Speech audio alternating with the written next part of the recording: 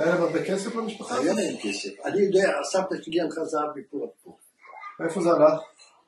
גנבו את הערבים בזמן המראות, חתכו לה את היד, וסרבו לה את זה. לסבתא שלך חתכו לה את היד? אתה מכיר את זה? את האוזניים, לקחו לה את הצבע. רצחו את הערבים? כן. אני זוכר, זה הייתי בן 9 אני. שאז הרגו אותה, הייתי בן 9, אני זוכר. הדודה שלי נפצעה גם כן, פה, כדור. חנה הביאו אלינה, הייתה היה לנו בית חולים הדסה, אתה יודע איפה, על הטכניון. שם כשאנחנו גרים בסיבוב, אתה עולה את המדרגות מרחוב העמקים, אז שם בפינה היה הדסה, איפה שבית ספר עכשיו. אז שם היה בית חולים, אז ממול היה הטכניון. אז אני זוכר איך שהפצועים היו בפרוזדור בחוץ, הגיעו את המצוות להנה. חנה הייתה פצועה ופה נכנס לקליע.